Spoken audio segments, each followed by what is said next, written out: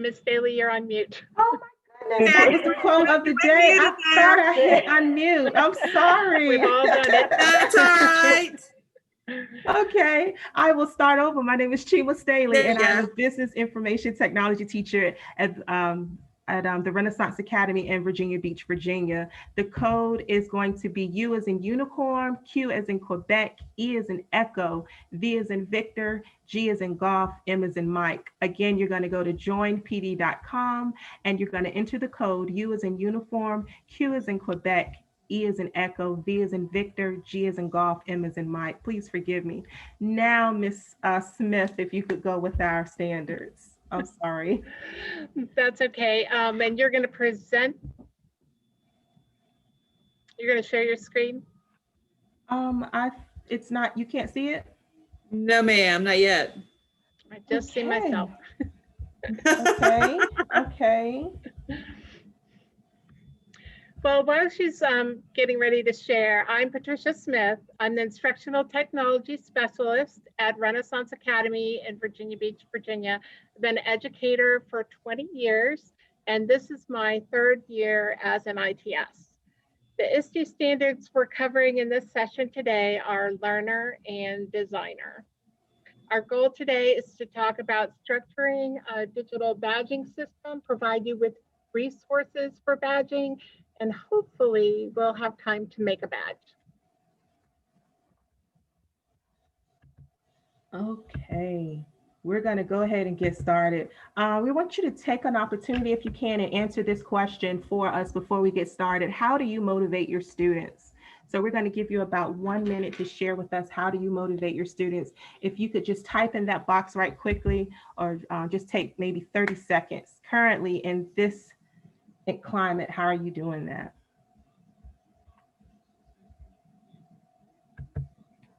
And if you don't mind, gamification, anything can be made. Okay.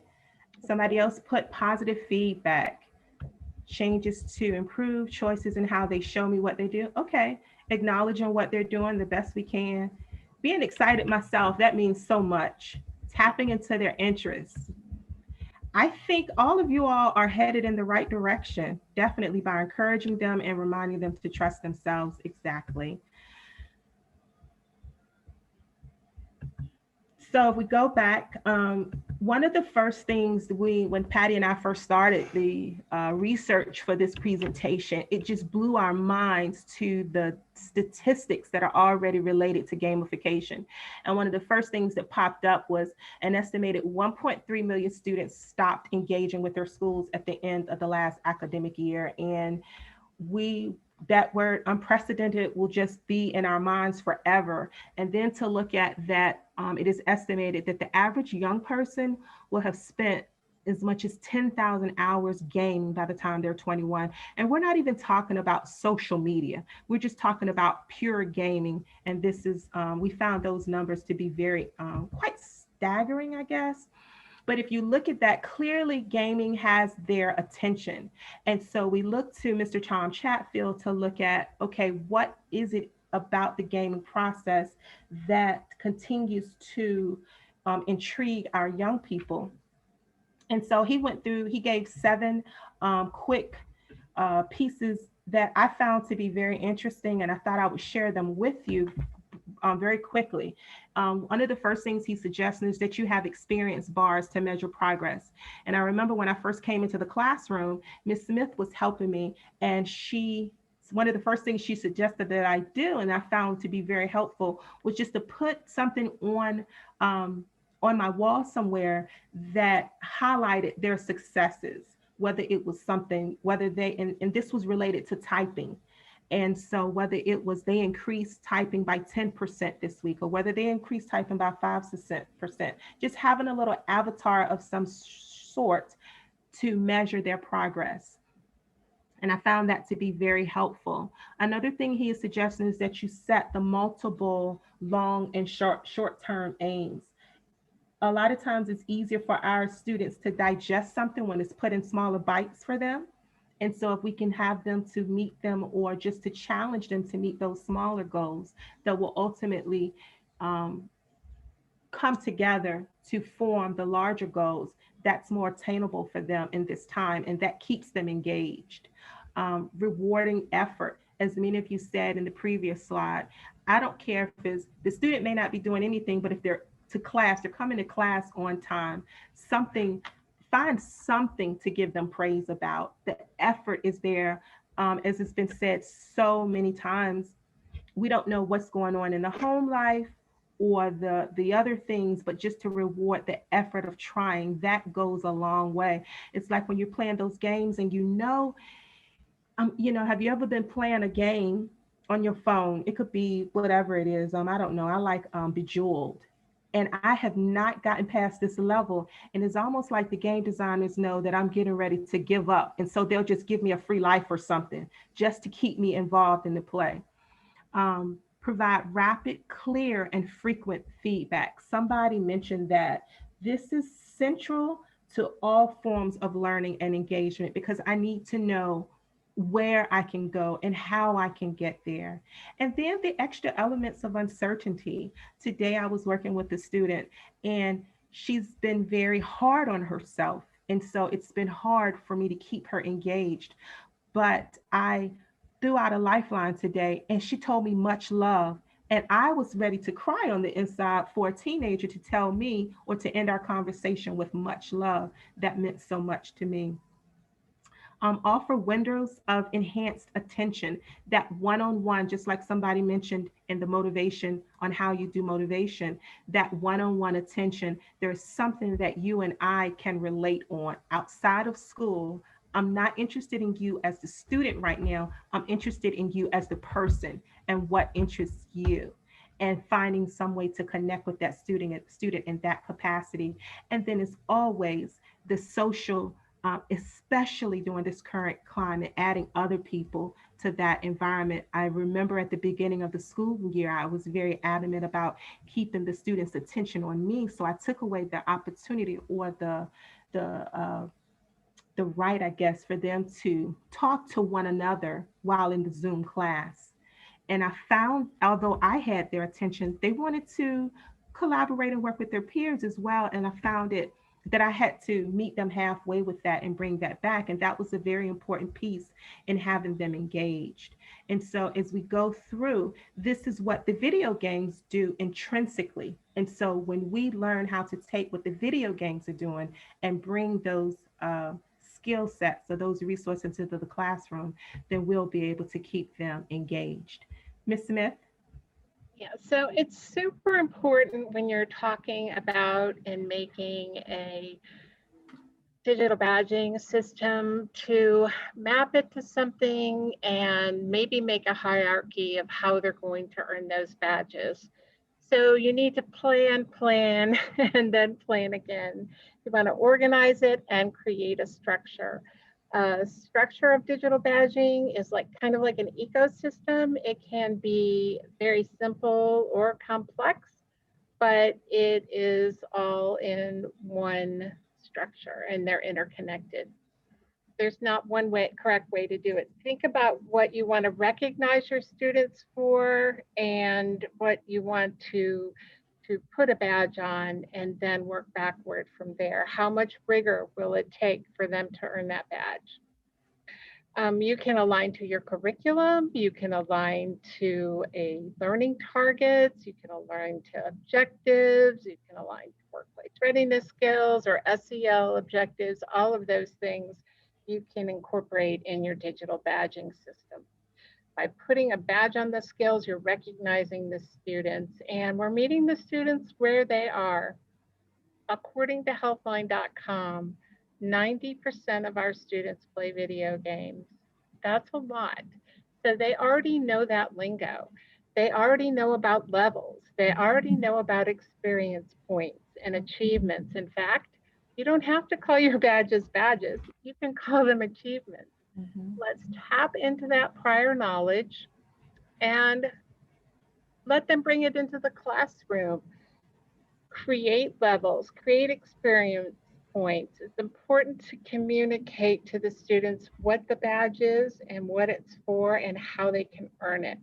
Talk up your program, promote it, encourage the idea that getting a badge is also getting those bragging rights. That'll breed a little bit of competition and get the kids stirred up and into it. Mhm. One of the things, and Miss Bailey also, Chima also mentioned this, is that feedback piece. When they get the badge, they quickly have feedback. They know that they did it. Make sure you have a place for those badges to be represented where they can see them and see each other's. It might be on the wall of your classroom, but right now that's a little bit difficult. You could create a Wakelet, you could create a Google site, you could even put them in a shared Google Drive. Just remember, please respect the privacy rights of our students. You know, we don't have any issues with that.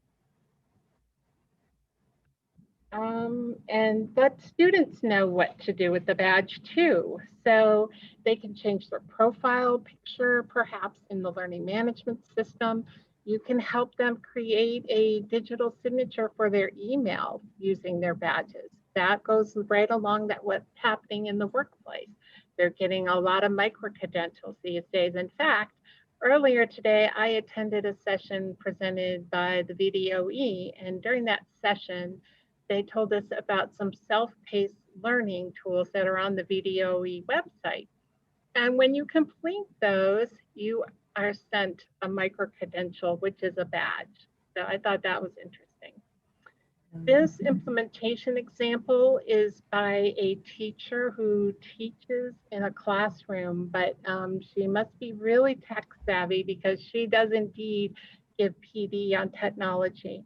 And what she has done is she has created a badge for her learners, which are the other teachers, and they just submit their evidence of learning to her little website here, and they receive a badge from her. So this is a simple structure, and you can also go more complex, like what is in the CTE program. This is a wonderful site. And in addition to that site, we've also included some resources or attached some resources to this presentation.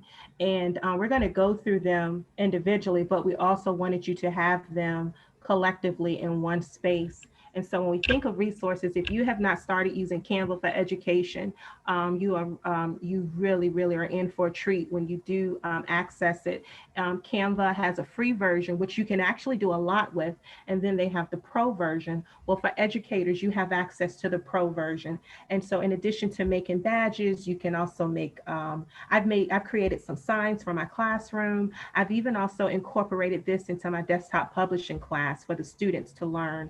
And I just sell it to them on the point that you can use it for social media because they have so many templates for Instagram or Twitter or even Schoology. Those of us who are working with Schoology or the Canvas learning management systems, they have templates in there for you to design those features as well. The second link is just for the Canva Design School. And then we're going to go through Adobe Spark and Flippity and the badge game template by Alice Keeler and creating badges in Google Sheets. And I'm sure we will have time for you to actually create a badge within this presentation. Again, I mentioned Canva for educators. The only thing about the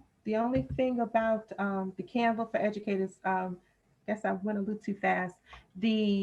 Sometimes when you make the badges, they will come in a square. Not sometimes, but in Canva for educators, it kind of forces your badge to be square-like. And you may like that for the consistency or the aesthetically for how you design things, but some of us want to play around with the different features of it. And so what we found is that if you create the badge in Canva for educators, and then you download it, you can download it or upload it into Google Sites and then manipulate the shapes. For example, the yellow badge is at the top right, and the blue framed badge, which is at the bottom left, both of those were created in Canva, and then we uploaded them into Google Slides and manipulated the shape. Of course, those of us who are using Bitmoji, I don't think the kids are tired of those yet.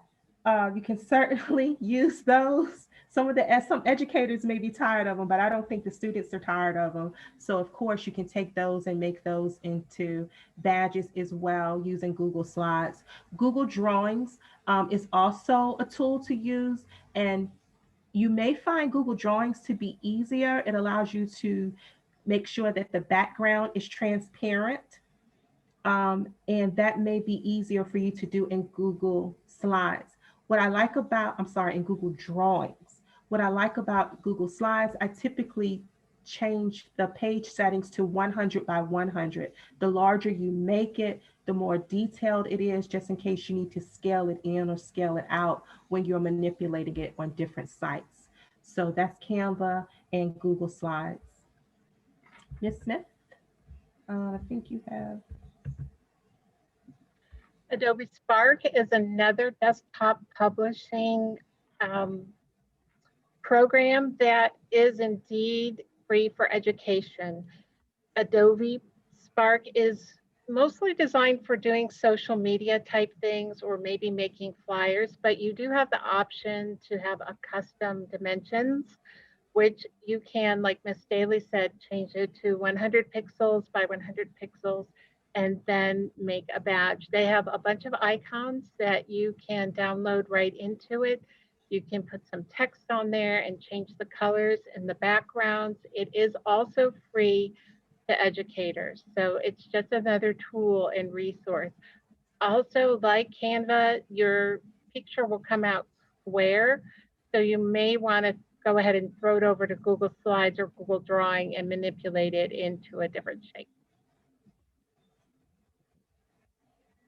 So we have a little more than 10 minutes left. These are some samples that Ms. Smith made in Canva, and they were square, but then she uploaded them into Google Slide and manipulated the shape. And these are the social emotional learning badges. And this is the self-awareness piece of it and a part of the relationship, the inter and intra relationship skills. And so, you know, that is a hot ticket item and just very important for our students at this time. I think this is something that some teachers in my building have actually begun to implement even now. And when Ms. Smith was speaking on the hierarchy and the structure of it, I was immediately reminded of our service members and how proud they are of their accomplishments with their badges when they come in. I mean, I love a Marine Corps uniform, but when you add the badges to it, it just takes it to a whole nother level to me. So, and the kids get to experience that as well. These badges are downloadable, so they're already made for you if you would like to use them. Also, I took from the Castle site. So with Canva, I was able to match the colors that Castle had on their site and match it to make sure the colors matched on my badges. Great. Okay, so here's a piece where we have an opportunity if you'd like to make a badge. I'm not sure how this works. I'm just going to be transparent, but this is an actual link. I don't know if we can put this link in our chat box so that teachers can begin to manipulate this now. Is that possible? The Make Badges is a link. If you're able to just highlight and copy that, you can put it right in the chat.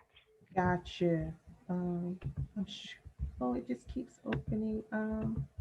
I know I can do it, y'all. I know I can do it. Or you can go to Make Badges. Okay, there's my chat feature. Oh, they're saying that they were able to click it right from your Pear Deck. So if you're in the I Pear knew Deck, that. you should be able to do it. I knew that. I knew that. So this is kind of one of the basic ones. And because I'm in the Pear Deck, it's not giving me access. But if you see, this is very, very basic. You have your shapes, you have your icon, you have your border, and it allows you to just work through it. It has the icons already set up for you, the colors, you can change it. And after you create those, you simply just download them and upload it to wherever you want. Very user-friendly, again, very basic. If you don't feel like manipulating the Google Slide, the Canva, or anything else that we have mentioned before. And it even has the feature where if you don't want a border, this is something like Ms. Smith mentioned earlier, is all in how you plan out. Your badging system is going to really be predicated on your planning. And you just can't plan enough for this to make sure it's structured properly. Back, y'all, moving between a couple different things. And then we have the Flippity Badge Tracker instructors. Anybody in technology or who's been messing around with Google, I'm sure you're familiar with the Alice Keeler name. And she has created a spreadsheet where you can actually go in, and she's actually done the work for you, and it tracks it for you. Ms. Smith, did you want to add something about this? The badge tracker with Alex Keeler? This is actually a tracker from Flippity. So it's a little bit different. If you haven't checked out flippity.net, they have a lot of really cool tools on there. They have a bingo board, they have a name spinner. So they have a bunch of different things on there. But one of the features they have is this badge tracker to help you keep track of who is doing what. It is also in spreadsheet form now. And then on the next slide are the ones from Alice Keeler. Yes, I was getting ahead of myself.